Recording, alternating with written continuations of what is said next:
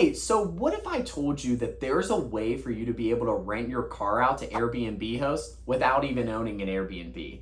That's going to be one of the main purposes of this video. Number one, to show you that. The second thing, for all of our people that are Airbnb hosts, we all know that we're always looking to maximize revenue. So I'm going to show you exactly how you can maximize revenue with a car rental fleet. Hey, it's Peter with Car Rental Coach. If you're looking to boost your Airbnb profits using Turo, or if you're looking to build a rental car fleet just like we have, I want you to click on the subscribe button below. Also hit the little bell. It'll give you notifications just so that you know exactly when we're coming out with new videos. Second thing I want to tell you about is that if you are looking to avoid all of the major pitfalls, building a rental car fleet, adding value to your Airbnb properties, then I would definitely recommend going to carrentalcoach.com, fill out the 60-second survey, see if you qualify to work with us. If you do, there's so much more value that I could give you there because we're actually going to do the majority of work for you, and that way we can help you maximize your profits. So the first thing that I really want to talk to you guys about is how exactly are you going to put your car at an Airbnb property?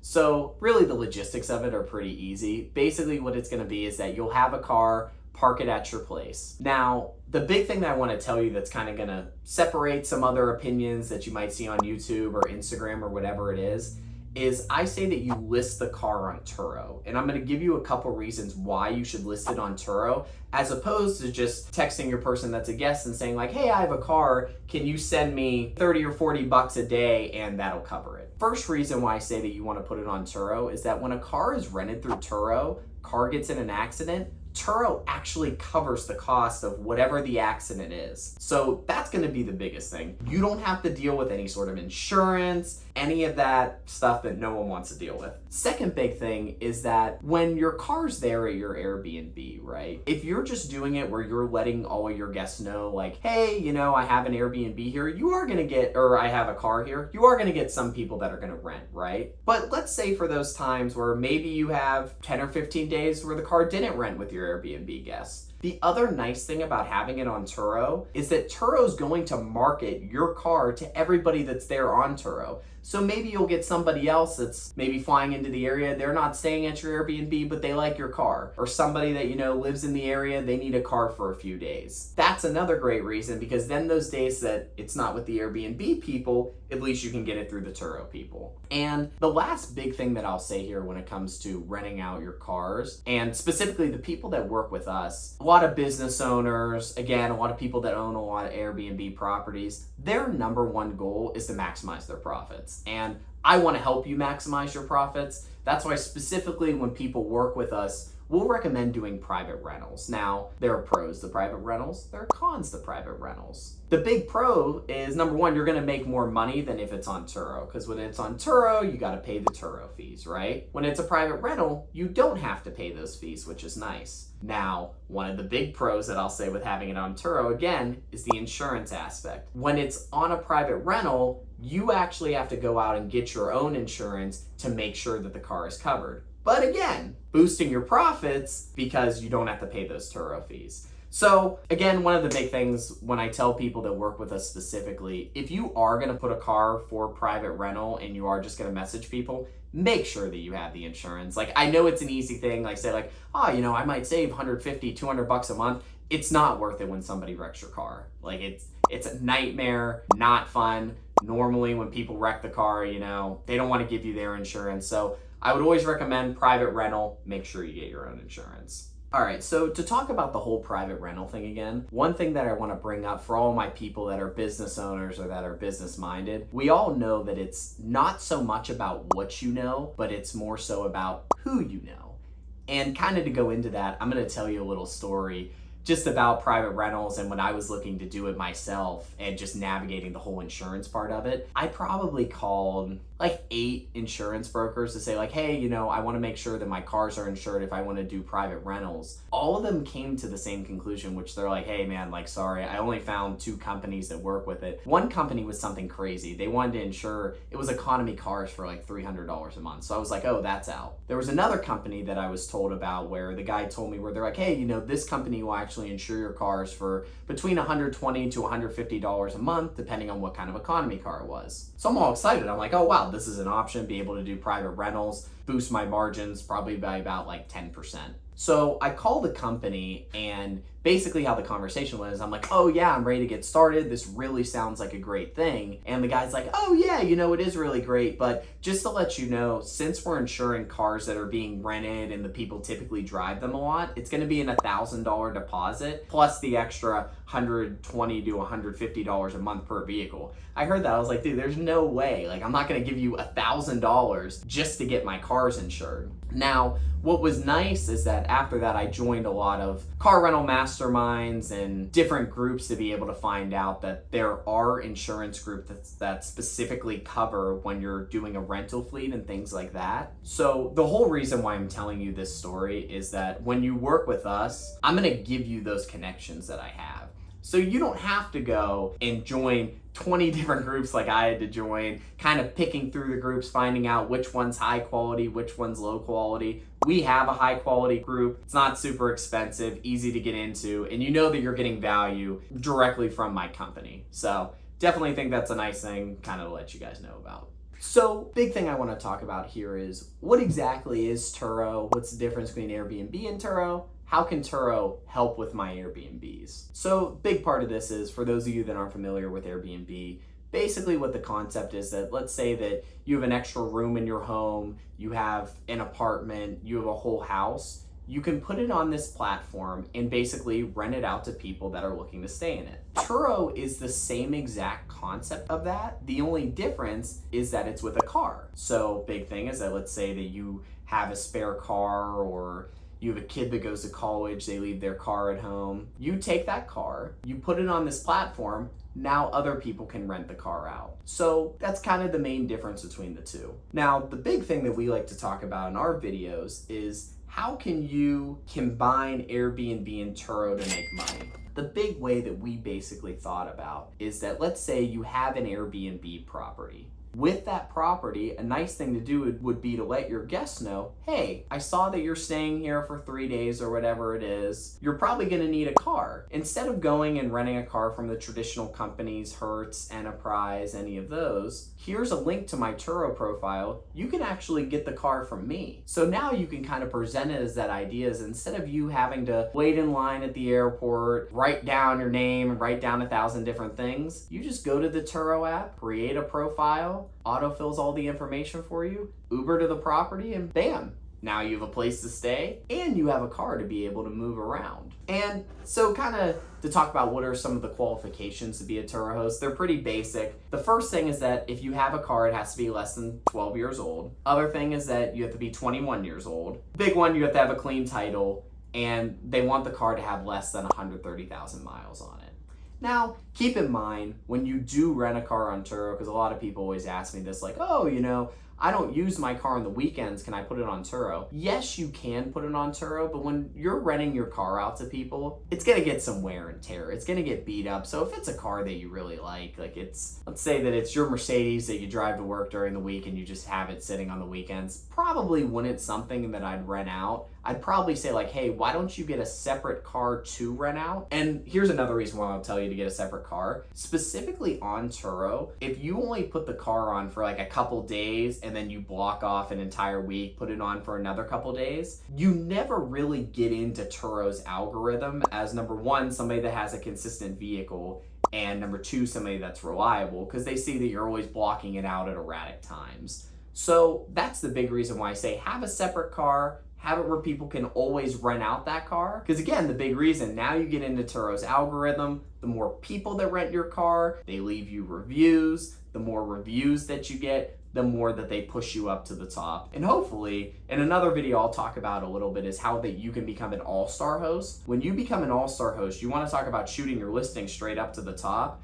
I'm an all-star host. That's a big reason why that our vehicles are rented out for, on average, like 25 days out of the month. So if you want results like that, instead of you having to figure out how to be an all-star host, go to carrentalcoach.com. Super easy, survey. You get to see if you can work with us. If you do work with us, then I'll give you my entire system for how you can be a super host in, like a month or two, as opposed to when I started, it took me about 6 months to get it. So to tell you guys a little bit more in relation to the whole all-star host thing on Turo, there's actually another level to it called a power host, which is specifically something that we have, and it's something that we show the people that work with us how they can get that status as well. If you think the all-star host really boosts up your listings, actually I want you to do this. While you're watching this video, after the video, go on Turo right now. Just search up any car in your area. I bet that 9 times out of 10, the top cars on there are gonna be people that are all-star hosts. If you see somebody that's a power host, I bet they're pushing their listing up to the first or second one every time.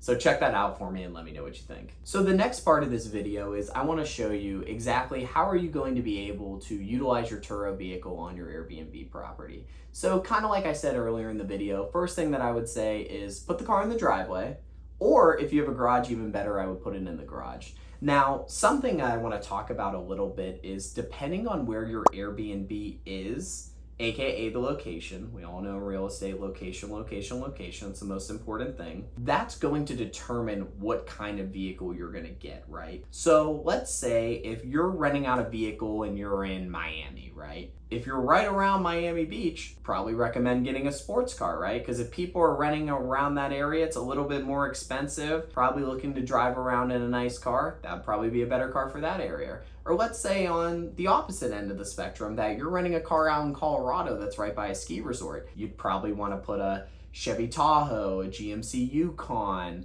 a car kind of that fits the landscape and that fits exactly what the guest is going to be using it for on a utility basis. Best way to figure that out, of course, number one, at the area, it's a little bit self-explanatory, but what's not self-explanatory is the research that you have to do to figure out exactly what car and what brand is the best for you. Now, I'll give you just a little tidbit when I was first starting out, kind of exactly what I did, is look on Turo to see exactly what vehicles are doing the best. We have an entire system that we use with our clients where we actually do all the research for them, because for our area, we know exactly what cars rent the best. We know exactly what to look for. We have certain websites that we use and certain people that we reach out to. We actually get special access to people at Turo due to that power host status that I was talking about a little bit earlier. But big thing for you when you're starting out, look to see what cars are renting the most in your area. That's kind of an easy way to get started with it. So the next thing that I want to talk about is how exactly are you going to rent your car out to Airbnb guests?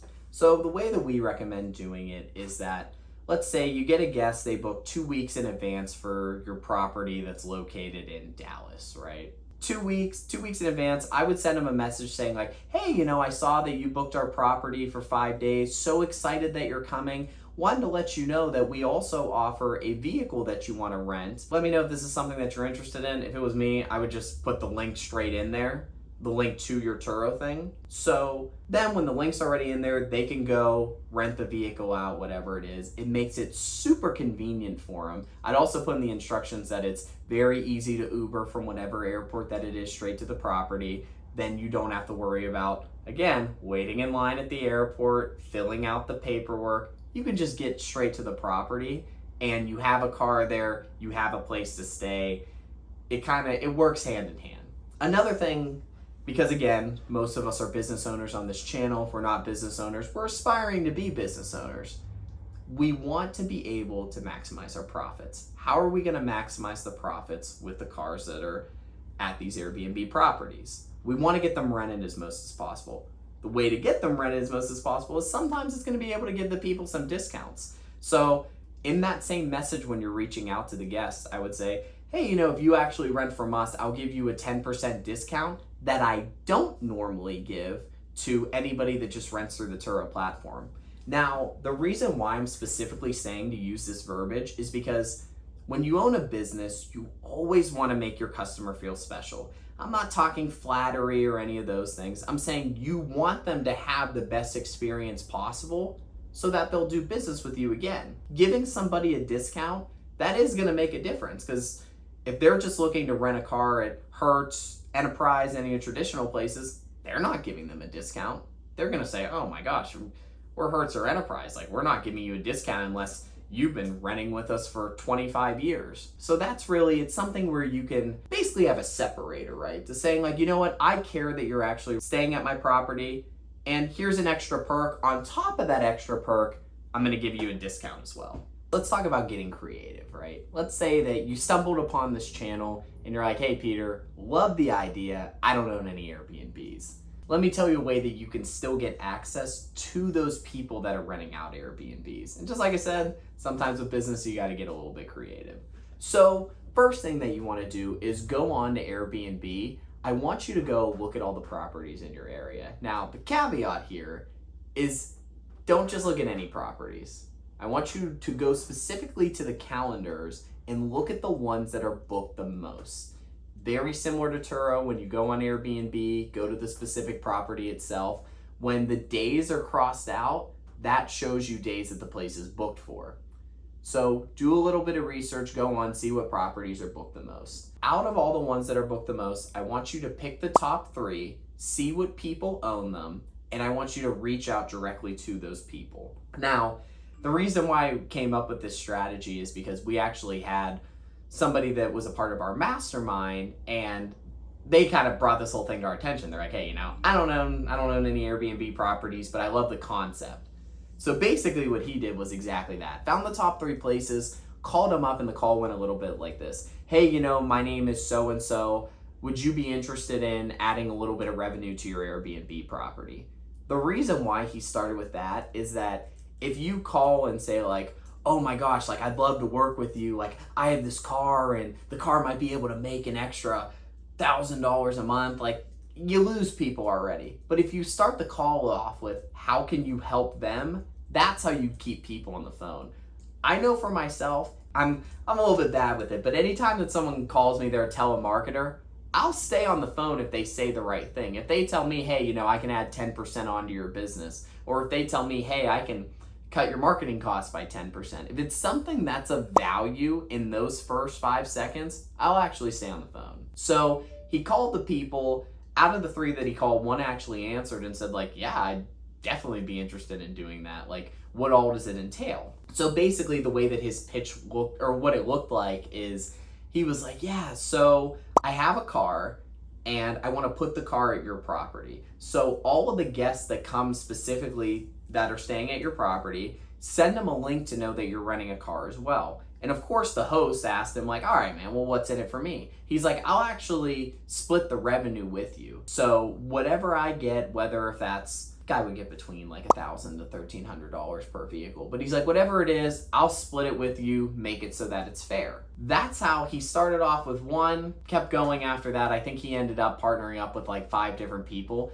Now he's working on getting his own Airbnbs. So wanted to throw that in there for you guys, because I know we do get a ton of people that are like, hey, I don't own any property, but I love this idea, I love the concept. How can I get in it for maybe a little bit less of a cost, right? So on that note specifically, kind of to build off of just an idea and a good point from that story, is if you want to have access to the exact script that our one client used for exactly what to say and how to communicate with these Airbnb people, a couple different ways that you can get it. First way, go to carrentalcoach.com, again, fill out the survey, and if you're qualified to work with us, it'll actually be either me or my business partner reaching out to you. So you're not dealing with any salesperson or somebody that doesn't know the industry.